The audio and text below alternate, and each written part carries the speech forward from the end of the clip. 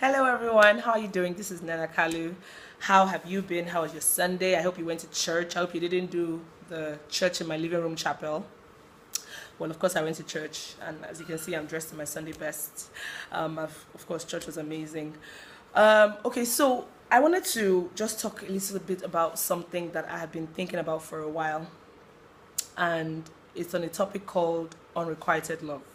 Now, let me break it down and make it very simple. Unrequited love basically is that kind of situation where you are in love with someone and the person doesn't love you back, or the person doesn't love you the way you want to be loved or the way you deserve to be loved. That's unrequited love. So you're giving this person your all, you're giving him or her your heart and everything, but the person basically doesn't send you, or the person doesn't see your worth, and I think that's the basis of unrequited love, especially when you are on the receiving end of unrequited love. You it's it's clear that this other person, this other individual doesn't see your worth.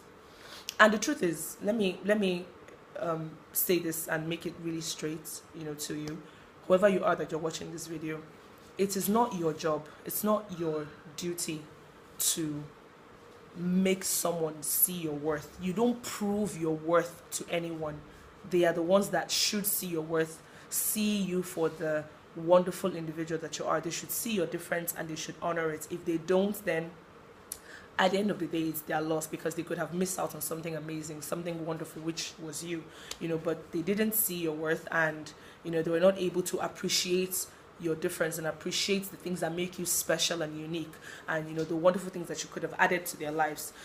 So I just want to say, I mean, I know there's so many people there who are in this kind of situationship. I won't call it a relationship, it's a situationship. I mean, I've been there, and so I know what it feels like, so I can speak from this particular standpoint.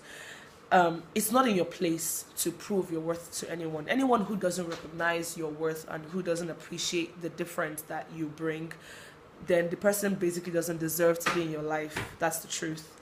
And I just want to make this really short and simple. The first thing that I would advise is that you extract yourself from that situation. If the person is someone that you see every day, it might be a little difficult, but just find a way to extract yourself from that situation. If you need to delete somebody's number, you should delete that number, whatever it is, whatever it takes, that would make you, that would help you, so that you don't lose your mind.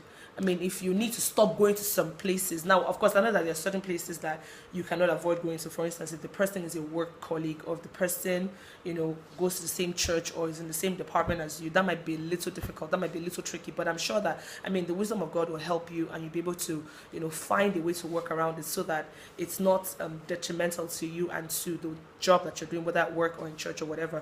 But if it's maybe there's a certain place that you guys meet or whatever, or you see the person in a particular place, you can avoid going to such places. Just extract yourself from the situation, and extracting yourself from the situation can also give you some kind of clarity. Maybe there's some things about the person that it's possible that the person is, the person even has some of your deal breakers, but because you were so blinded and so carried away by how you feel about the person, then you begin to ignore those warning signs, and you begin to, you condone every and anything. But by the time you extract yourself from that person or from the situation, you are able to, you can gain some clarity, and you're able to, see the person for who the person really is. Now, I'm not saying, please don't get me wrong, let's say you're actually the person that someone is loving, and you actually don't feel the same way about the person. I'm not saying you are a bad person, but if you don't want someone in your life, you should just let them know that you don't want them in your life, as polite as you can, in the most polite manner ever that you can communicate it, without making the person feel bad, like maybe the person, if it's a flaw in the person's character, that would make you, take, I mean, you could not want someone to be in your life for whatever reason, that depends on you. But basically, just don't make people feel like they're worthless, like they don't deserve a place in your life. If honestly, like, you really don't want to be in a relationship with someone, or you don't feel the same way the person feels. I believe that there are lots of ways that you can diplomatically tell the person or let the person know, rather than, the worst part is even when you now lead them on and you continue to lead them on, yet you are not, you're not being straight about the whole situation. And the truth is, I analyze the situation. If someone can be committed to something, now they say, okay, now let me refer to the men. They say men have a fear of commitment. Men are commitment phobic. I actually think that's my own opinion anyway. I don't think it makes any sense. I've seen a guy who, during the election period, while there were rumors of unrest and stuff like that while people were voting and all of that, someone left the town that he lived in. Okay, I'm in Abuja. Someone left Abuja to travel to several states, that are far from where he was staying, just to vote the governor for his state. Now that is commitment. With all the stories of unrest, all the rumors and everything, someone risked all of that and traveled to another state just to vote. And then you tell me this person has a problem with commitment. I don't think so. The person is just not being straight. Or I know someone who, whatever he decides, whatever he wants, he just wants to do. Today is boxing. Tomorrow is, tennis.